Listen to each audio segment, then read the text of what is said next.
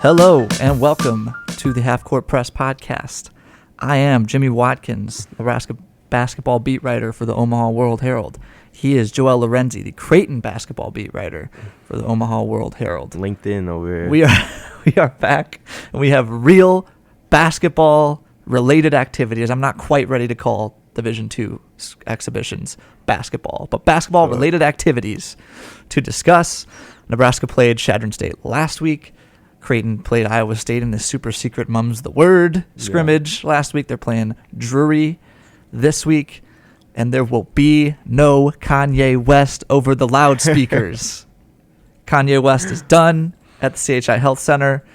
His Spotify streams are, I hope, plummeting. I'd probably not, though. Probably not. Who's Let's using be honest. Spotify anyway? Let's be honest. We don't need to have that conversation right now. I don't know, Joel. Do you have a Kanye Creighton take? Sure, but first I want y'all to know that Jimmy got on this camo Lakers hoodie. You're also wearing a Lakers jacket. This is Minneapolis though, dog. Oh. This is different. It's cool because it happened 70 years ago. Well, I just like the jacket, but enormous Bob Pettit guy. I just want to say Jimmy George looked like Mikan, I should say. Jimmy looked like Eminem in 8 Mile right now with this hoodie on. But in terms of the Kanye stuff, man. Just on the song front alone, well, one, I'm not surprised about this, but we should Kanye. Kanye, if you don't know, said some anti-Semitic stuff. Yeah, we'll leave it at that. And now he's been dropped by Adidas and also by Creighton. Yeah, understandable. And just on the Power front, Power itself is it's become really overrated to me. Like, it's a real cheesy. That's a cheesy turn up song, dog. Like, they could have easily went another way a long time ago. It's a lot about. There's a lot going on with Power. It's also about like suicide, and that song's crazy. But. Yeah, and I mean, I get that most people know it by now, so like that. Yeah. But like, I think they should be asking the players what they want to come out to anyway. I mean, I don't think a lot of these current day 19, 20-year-olds are trying to come out to 2005 Kanye West. That's a fair point. That shit is weird. And frankly, if they need a playlist, I already tweeted at them. They could hit me for real. And I'm not Jimmy. I'm not gonna put out some LL Cool J, some Slick Rick. Like I'm gonna give you some hot shit to come out to. So knock him out the park, Rick. knock him out the park, Rick. Yeah, I don't know. Kanye, like. Bro should have been canceled a while ago. He's been doing crazy stuff for a long time. It's not like this is a fine time to decide, okay, we're done with Kanye West now. But like Joel, we were talking about this before the show. He did say that slavery was a choice like 5 years ago. Yeah. So dog been kind of sick in the head for a while. So the only thing I would submit is just like it's pretty clear and has been pretty clear for a really long time now that this dude needs a heap of psychological help. Yeah, I hope he gets that. I don't know how to weigh that against him saying some really problematic stuff. And the problem with that is like, of course, everyone should know that like, oh, that's ridiculous. But because we live in such a heavy celebrity culture and like, there's a distrust of like typical news media. Anytime someone in with that kind of following and popularity says something crazy, it caught on somewhere. Yeah. It caught on somewhere, and that's why it's a big deal. Talking hoops, Nebraska basketball, Chadron State 87-60 despite punishing those rims. Like those rims were bleeding by the end. Neither team could make a jumper. Big picture. I mean, I've been talking about this on the radio this week, but like big picture takeaways. I don't know. Chadron State. Like Chadron State has 1 6'8" dude, 2 6'7" dudes, and one or two 6'6" dudes. Nebraska starts 2 6'10", 6'9" guys. Juwan Gary is a freak athlete at 6'6". Yeah. Blaze Keita is big. Getting the Ben Simmons treatment though. Yeah. As I saw. I sent Joel a clip when I was watching back the scrimmage of Juwan Gary catching a pass on the wing and Chadron State just staring at him and saying, all right, go ahead. He shot it. He missed it. Interestingly enough, I guess this is an important point because Juwan Gary is sort of a key swing piece for Nebraska basketball this year. He is the guy who inspired Fred Hoiberg to changed the philosophy on offensive rebounding. Before, it was kind of like the NBA, we're going to prioritize transition defense unless you're in this very specific area, run back as fast as you can, which is hilarious because their transition defense was terrible last year. But now it's, they are designating guys like as crashers and guys who get like, they are attacking it. And Juwan Gary is one of those dudes who every time a shot goes up, he's going to be going after it. And that can be a huge weapon, particularly for a team that might miss a lot of shots.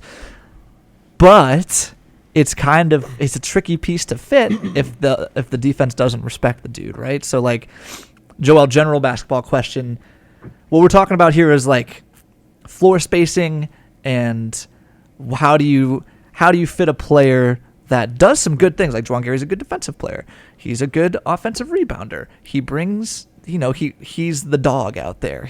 People feed off of him. It's a good guy to have on the court. It looks like he's going to be their sixth man. But if he can't shoot, what do you do with that? What's that balance? Yeah, and frankly, I never paid close enough attention to see where he stands as a passer.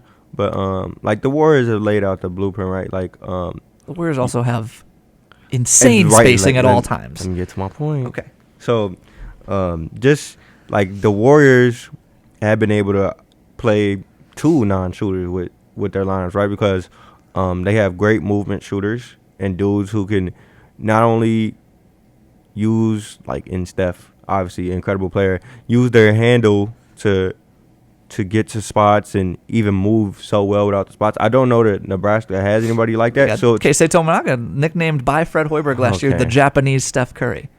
Yeah, I you don't seem convinced. No. He shot 33% from three last year. Should be noted. The talent level to be able to really maximize Juwan Gary isn't on this roster right now. It would be like, to me, the only income talent I see like that would be like a Rob Dillingham or something like that. They really get to a spot. Like, you got to have a crazy handle, I think, to be able to change a lineup with like a Juwan Gary. Otherwise, they're just going to have to live with kind of what he gives them. I mean, this is something we probably knew coming into the season anyway. We've talked about it before. Yeah. They also, like, he's 6'6", so he's not going to be your 5. I'd be intrigued actually to watch them go super small and play him at 5 in certain situations that allow for it. At least as your 4, and then I guess with Wilhelm kind of stretching the floor at the 5. At least that's the way it's supposed to go. That's plausible, and Fred played a zillion different lineup combinations against Chadron State, which is what coaches do. They want to experiment during these exhibitions. That was one of them. There were a couple of Wilhelm Juwan pairings.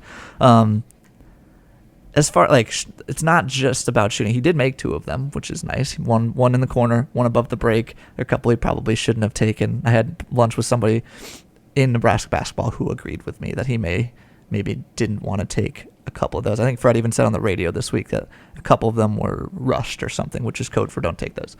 But there are other things, like the offensive rebounding thing is something that it's not going to necessarily make a defense pay attention to you and like be up in your grill and create space, but it's something that you can use to your advantage if they want to guard you like that. It's harder to put a body on somebody when you start farther away from them, right? So like that's something that, guy like Russell Westbrook before he was down bad would do sometimes. If teams would ignore him, he would crash the boards hard and sneak in. That way you can try to sneak in like on back cuts, or it may be a situation. We'll see how it goes. Like, it's possible. Fred is adamant. He's talking about how he had this left-leaning balance issue on his shot at Alabama, and they've corrected that. If he can shoot a respectable percentage from the corner, that could just be the solution. If he takes most of his shots from the corner, which is the closest, the easiest three-point shot. If that's not the case, maybe just park him in the dunker spot. And like you said, like that little, like kind of right on the block there, have Wilhelm be the floor spacer in the front court, and then Juwan is a guy where if whoever has the ball draws help, it makes them come up to the nail or whatever, you can just drop down from him, and he's athletic enough to finish down low like a big guy. But yeah, and I haven't paid close enough attention again to know what he's like as a screener, but being a better screener will also that helps too. Yeah, because if you can put him in the action, then and you make him a roll man, then you can't ignore him. Yeah, I mean if he's such a good screener that you have to show on the ball handler because he's putting the ball handler's defender just that much out of place, just gets him open. And like you said, just it makes it easier for him being a role man. To your point about the Warriors, again, there is nobody on Nebraska basketball that is in the remote neighborhood. That was my utopia. For sure. Yeah. Remote neighborhood of being the kind of shooter that Steph, Clay, or Jordan Poole are. But your point about off-ball movement, like if C.J. Wilcher shoots 40% from three again, like teams are going to be really worried about him coming off screens. So that's another way you can, like, if you get to the point where C.J. Wilcher is like commanding two guys' attention every time he runs around an off-ball screen, that can help you. If Keisei Tominaga is that kind of guy, and that last year we saw a little bit of that after he had like a 25-point game against in a bye game. I forget who it was against, but saw a little bit of that. Fred was saying like he's at the top of opposing team scouting reports. Like if you can get your shooters rolling to the point where they're attracting that kind of attention, that can all mitigate this stuff. But these are all ifs that we need to see. And Wilcher was probably who I had in mind when I even had half the thought. But at the same time, like, one, you're depending on him to be an outstanding off-ball mover.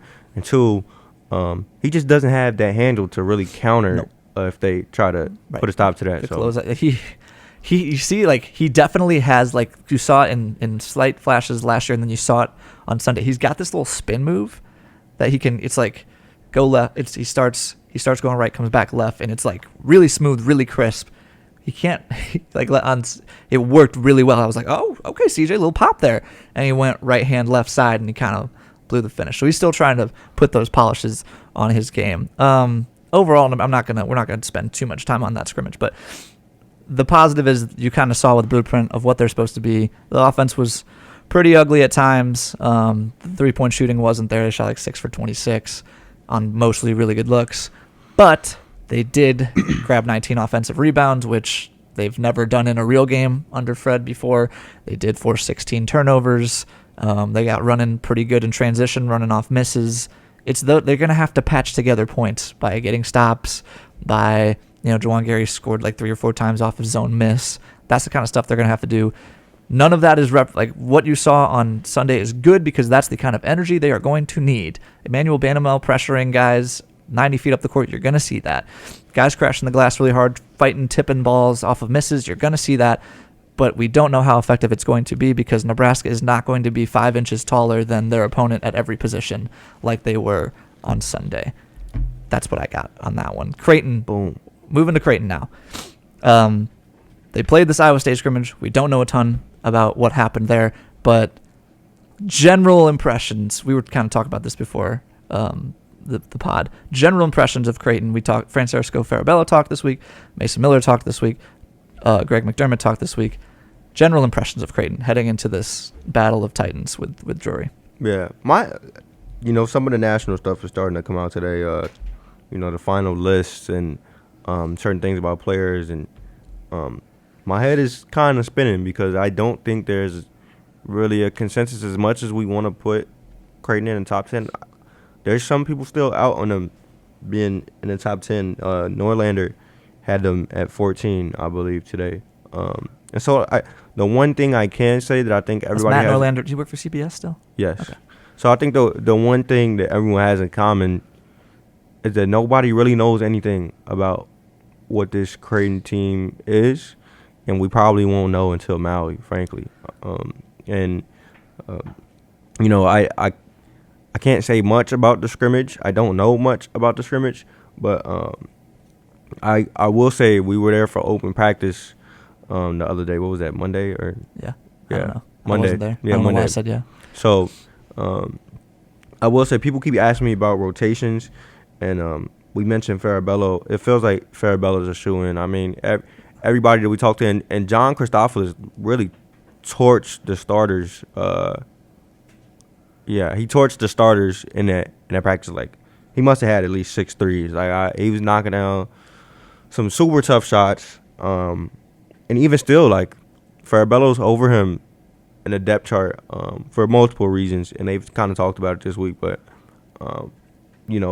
having played 3 years of college basketball, having the shooting profile that he's had during that time, kind of coming into his own as a voice. I mean, Mac talked about it a decent bit, that Francisco has really been one of the voices that stood out, and part of it is because he's just such a vet, and it's hard to from what I understand, it's hard to keep him off the floor because not just because he could shoot. Obviously, I mean you could look down the list and point at some shooters on his team, right? But he just doesn't do much wrong, is my understanding, and the vocality adds to it. Like, it's just hard to keep him off the floor. Being mistake free is super underrated. Super underrated as far as a rotational piece goes. You mentioned Christophilus killing. You also said Ben Schultzberg was going off against the starters. Man, I feel like we kind of just sort of, okay, Kalkbrenner's like a world beater on defense. They're going to be fine on defense. Yeah. Are we questioning that at all? Okay, so good point, because being mistake free is underrated, right? Like, not being a liability, as good as you are on one end, not being a liability on the other end is huge. And I think that's probably something that hasn't been talked about enough. I probably haven't talked about it enough. And that Baylor Shireman, as great as an offensive tool as he is, he's probably still not the best defender, and they're gonna have to hide him in some cases. And a lot of it is gonna be team defense. You know how he fits into a team defense, because he's probably not locking anybody up. So and I think that's another thing they like about Francisco. He's solid. He's mistake free, like you said. And Schultzberg, man, I'm trying not to become a Schultzberg fan account, dog. There's so much to like about him. And in that practice, I mean, it was basically the starters, the rotation, because it was the starters and then Francisco and Mason on one team, basically versus basically the rest of the team.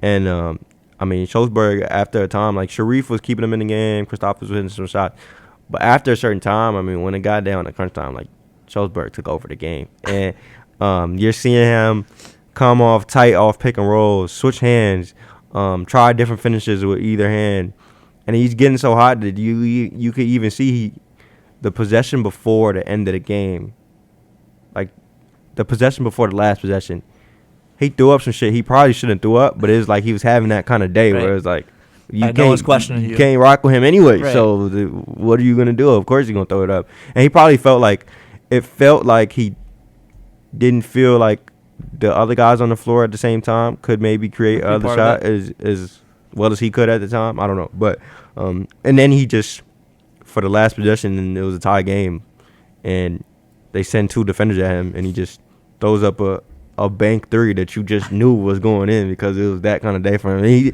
He just doesn't fail to surprise me, dog. Like, I'm really excited about his future, and I don't know. Like, I've talked about this quite a bit because I'm not the only one that's high on him. Like, there's a group of Creighton fans that are, like, exponentially high on him. And they're like, yeah, we know ball. Like, it's like that type of deal. Yeah. Like, we know ball. Ben is great. And I know I saw somebody quote him on tweet the other day when I was talking about Ben. They're like, yeah, see, I know ball. Like, that type of deal. Like, it's one of those type of deals. And I don't know if it'll show this year because he's obviously in a tough spot. But for the future, like, people should be excited about him, and it's not wraps for him this year. Like, he still has a chance to fight. Above all else, they saw last year how much injuries can make an impact on you. For you to have that, to just be waiting in the wings, like, if someone, knock on wood, we don't want anyone to get hurt, but if someone does go down, to just have that waiting is huge. I want to go back to what you were saying about Shireman real quick. How much of a concern is that? Because, like, he's big. So that helps. Then he's not gonna be sticking on, like, anyone's best perimeter scorer. They're probably gonna put him on, like, a shooter, or even better, a non-shooter. Like, just keep track of this dude and use your size and be in the right spots, kind of deal. I don't know, and it's not like in college basketball teams are, like, calling guys up and, like, hey, we're gonna get a switch onto a Baylor Shireman. I don't think that doesn't happen as much as it does in the NBA. Is there anyone else that we're looking at? Terms of like a concern on defense? Like, is Nembhard's size, is that a concern at all? I still think he's a gritty. He's gonna try to get under you. Yeah. So I think he's definitely less of a worry. I think Trey Kaluma, we're set there. Yeah, and frankly, I mean, and we've talked about this too, just in terms of building a basketball team. Those are probably the three molds of defenders you need to be able to hide two guys, if possible. I think we talked about this for, like, the Cavs. Their new build team. Just, you got a wing defender, like a point of attack defender. You could just throw on the other team's best perimeter player. I think that's probably going to be Trey. Yep. You got another combo forward that's versatile, can play in the gaps, and maybe pick up a second option or, I don't know, just fly around. And that's probably Kaluma. And then you got the guy that's manning the rim, probably the best guy in college basketball that can man the rim, and Kalkbrenner. And like you talked about, I mean, he elevates them to like a top 20 defense alone. So I don't got to say too much about that. So I think those three guys, being what they are and the roles they have as defenders, I think if they play to their potential, they can hide Baylor fairly well. I mean, if it is as big a concern as we're talking about, and as some people seem to think, I mean, the staff hasn't talked about it enough. I don't know if it's because they don't want that being out there before the season. I mean, obviously, it's out there that he's not the greatest defender. He's big, man. Like, I just feel like who, Baylor? Yeah. Yeah. Like, he has the size to be a decent defender. I don't know what it is. He's probably not. I mean, yeah. I'll Maybe tell you he what has it to is. exert He's himself. not the fastest dude. He's not the quickest. He's not going to move laterally great. I'm not that worried about because he's not going to guard anyone who does. Sure. And you know, part of it, I mean, you're right. He has the size to be a decent defender at this level. And I don't know. Maybe they're working some IQ on him to. I mean, part of it might have been that, you know, at his last stop that he was exerting himself so much on offense that's huge. He couldn't have played defense, kind of like what some people argue with James Harden over the years. But yeah, I don't know. I think they can hide him if it comes to that. And then Nembhard, I think, is less of a worry. So if Nembhard is getting beat on a certain night, I mean, maybe you just got to chalk that up as a loss. But for smaller dudes though, like you said, as long as you compete and like you can get under a guy, like if there's certain, like Chris Paul does this. Like some bigger guys don't like. Kevin Durant actually doesn't really love being guarded by Chris Paul because Chris Paul gets like uses that size differential to like get under him and like make people uncomfortable. Yeah. There's ways to mitigate that stuff too. I don't think it's going to be that big of a concern. We'll see though. We'll see. I like that Baylor Shireman James Harden comp though. You snuck in there. Stop. I did. I wish I could take it back now. I wish I could take it Baylor back now. Shireman's just dribbling 500 times. Ryan Kalkbrenner's calling for the ball. Baylor Shireman's taking step back threes. Oh my gosh, I regret it already. They're calling him the dribbler on NBA. Baylor Shireman the dribbler on TNT. Okay, one other Creighton thing that we should talk about. We had a new mock draft from Sam Vicini today. Who would you argue he's the best in the biz? He's right up there with Gavoni. Like Mike Schmitz works for the Blazers now, so yeah, man, I miss Mike Schmitz. Me too. Man. Good dude. I actually met him at with him at Big Ten tournament. Yep, me too. Yeah. So, so it's Gavoni. It's like Sam Vicini's right up there with everybody else. I think so. Yeah. So, two notable things to me. First, Arthur Kaluma was not included. Yeah. That's crazy. Very strange. Because he's been in other mock drafts as like a first-round pick. He was in Sam Vicini's last mock draft as the 15th pick, which is one of the higher people I've seen on him. Wild. Yeah. That is wild. Yeah. Not trying to recklessly speculate here, but also kind of trying to recklessly speculate here. Why do we think that is? We have to recklessly speculate. Yeah, that's all we can do. I think Sam is thinking that Kaluma might come back for another year. It's my only explanation because I've never quite seen, especially someone of Vicini's caliber, I've never seen someone go from, being as high as, borderline lottery on a guy to being completely out on him being a draft pick in a matter of 2-3 months. The only logical explanation to me is that he's gotten wind of the idea that Kaluma could stick around, but and I don't want to necessarily combat his intel, but from the vibe I've gotten, it seems like Kaluma is the guy to leave out of everybody. I'm just talking like if you do mock drafts, it seems pointless to try to speculate in October what guys are going to do after the season. I think if you're doing a mock draft, you're just assuming that everyone who can enter is going to enter. Well, it's fair for certain guys, especially if he's a first round guy. It's fair because I've seen GG Jackson get omitted from a lot of mock drafts because people think he's gonna stay. But so does that mean? So the other notable thing was this was the first I've seen of Trey Alexander popping up in a mock draft. Would they have him at number 43? 43, yeah. So does that mean he has intel that Trey Alexander would be trying to get out of here after this season? Shit, I got intel that Trey Alexander would be trying to get out of here this year. But when I talked to Trey, when I've talked to Trey over the past month or so, that was the first time I got wind of him believing that he could have a great enough season to leave. And because I came in with the thought that if Trey does see himself as an NBA player, I thought it would maybe happen next draft cycle, you know, when some of these dudes like Kaluma and whoever were out of here and he could really take off. But you also have, like, the same way you got some people who didn't even have him being all Big East or honorable mention or whatever. He didn't receive a single honor. There are also a bunch of people around the program and others that are really high on him. Yeah, he's on a lot of, like, breakout player watch lists. Not now. even that. Some people think he could be this team's best player or second best player. So I think he's under a similar belief. I think he thinks he can score with the best of them. I don't know if he thinks he's the team's best player. He's never said that to me. But I know every player on that team thinks they're the team's best player. Maybe. But if you don't, I don't want you on my team. Sure. And I do know for a fact that, you know, when we started talking about the draft, because obviously it's going to come up with Kaluma, Trey feels like he can be an NBA player, no doubt. And he said something along the lines of maybe it's after this season, maybe it's after next season, maybe it's the season after that. He knows it can happen, and he wouldn't be surprised personally if it happens after this season based on whatever type of season he has. I'm on the Trey train, man. Like, I think, like, he's got the body for it. He's got the bag for it. I want to see the 3-point shot. That'll be a big part of it, but he can defend. He is an NBA player at some point. Yeah. I just continue to be skeptical of, like, all these dudes who are projected to be second-round picks saying, I'm going to the league. Like, it's just a really tough entry point, man. Like, Baylor Schreiman has no, like, there's no decision. He's going to go, and if he gets drafted, awesome. Happy for him. Kalkbrenner, though, like, if he stays around, like, you can improve that draft status. You can be a late first. Trey, I think the ceiling's even higher for him. Like, if Kaluma leaves and Shireman leaves, and now it's, like, him and Nemhard and Kalkbrenner Kalkbrenner's the finisher. Those two are, like, the two primary creators. Like, he could show a lot more than what he might be able to show this year.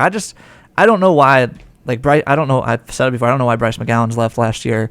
I just think that it's the percentage on second round picks. I did a stat this last year after Bryce declared, or even before Bryce declared, because there was a lot of noise about it before. Like, the number of guys who, like, the primary motivation for leaving as early as you can is that it starts your clock, right? It starts your clock up for extension talks. Everyone wants to get a max extension. You want to get the bag as early as you possibly can. The number of guys who get that kind of extension when they get drafted, like, not even second round, like, past 20, we're talking about, like, 3 or 4 dudes. I remember it was, like, Jimmy Butler, Rudy Gobert. I was sorting this on Basketball Reference over the summer. Jimmy Butler, Rudy Gobert, Nikola Jokic, like, a few more guys are close-ish, but it's a very short list. So, like, I don't know. I'm skeptical about any of these dudes who could be early entrants that are mid to late second round picks staying in the draft. You know, and I'm not mad at that. I personally thought that Trey would stick around for next year because it would. I still do think that's gonna happen. Yeah, we'll see. It's a big possibility, and I'd agree. It would be better for his draft stock, I think. But at the same time, I can get why some players jump the gun. He's a sophomore. You're not getting any younger, so I can see where he's coming from. But I do think it would be better for him to leave as a junior, probably. But there's an argument to be made. Like, it's not cut and dry. Like, the faster you can get NBA coaching and NBA development, like, in an NBA system, in theory, the faster you can, adapt to that kind of play. He already plays NBA style, but, like, adapt to the new challenges, the bigger size, being a smaller fish in a bigger pond, all that stuff. It's not like there's no reason to go. Yep. I just think that if you come in as a first round pick, they've invested more resources into you. They're more likely to prioritize you. As a second round pick, you're kind of just like, okay, we'll see what happens. And maybe we're underselling. I mean, it's October. Maybe For sure. we're underselling. He could zoom up. Right. Because if you look at it from an outside scope, if you are a draft guy, these are 5 players that could be pros, right? Starting, and if you're on a team like that, and you've seen this with high majors, if you're on a team that talented and you still manage to make a dent, not just, on the box score, but on this team season, I gotta imagine that raises your draft stock to a different level. And it's probably a situation you want to capitalize on. There's always a tournament bump too. Yeah. Like if you make a run in the tournament, if you have a tournament moment, like there's like, yes, we have all these. It's an analytics revolution, and it's like, what's your free throw rate? What's your testing numbers? All that stuff. But it's still like there are GMs who are just like, yeah, but like you see him take over for 4 minutes at the end of that game though. Like that was kind of tight. That still exists. Yeah. That sort of draft evaluation still exists. Real quick, I'm surprised you with this one. Quick wrap takes. Drake and 21 are dropping at midnight. Don't want to hear it. Why? I haven't cared about 21 Savage since he was like an XXL freshman. Okay. Just not the biggest fan. Like if I'm gonna sit down, my listening process is like I gotta sit down and actually listen through a whole tape. And as much as I love Drake, I don't have it in me to sit down for 30 plus minutes of 21 Savage, bro. Like I'd rather just go on TikTok or hear it on the street what songs are good off that tape than actually sit there and listen to it through. I'm glad this is not an anti-Drake take because there's a lot of Drake hate out in the world. He's the artist of our generation. Yeah. He's been doing I actually even like the experimental like dancey record he dropped, what's it called? It was called Honestly Nevermind. Like I was banging that over the summer. I loved it. Honestly Nevermind, bro. I loved it. Honestly Nevermind, yeah. But what did I say? What? No. Did I not say Honestly Nevermind? No, I was just saying Honestly Nevermind because it was just whatever. But I had Drake on shuffle this morning, bro. Okay, like I really rock with Drake, but it's I appreciate just that. Certain collabs is just. I just think dog. every time Drake decides to grace us with his presence, he's not gonna be around forever. He's not gonna be around forever. Well, I'm looking forward to you sending me the songs that are good on there. Absolutely. And really, I'll say this. 11:15 p.m. tonight. Joel's phone is buzzing. Okay. Well, I'll say this. I would 100% listen to a 21 Savage tape through before I listen to a Moneybag single. I'll say that. Okay. All right. Just a thought. That's a thought. Yeah. I thought I had one more thing to ask you, but we'll get to it next week. Next week is exciting, man. Like it's like season preview time. Yeah. What do you mean? I mean, it's good. I don't want to see the damn games already, dog. I know, me too. But like, we gotta push the content out first. Yeah. We gotta push the content out first. Give them our LinkedIn. We'll keep it moving. Please stay tuned to everything we are doing at the Omaha World-Herald. Buy a newspaper. They do still exist. Log on to omaha.com. Subscribe to the podcast. That means you don't have to go looking for it. It'll just come to you. And then we get download numbers instantly, and it gives us a confidence boost. Do all of that stuff. Keep listening to us. We will be back next week.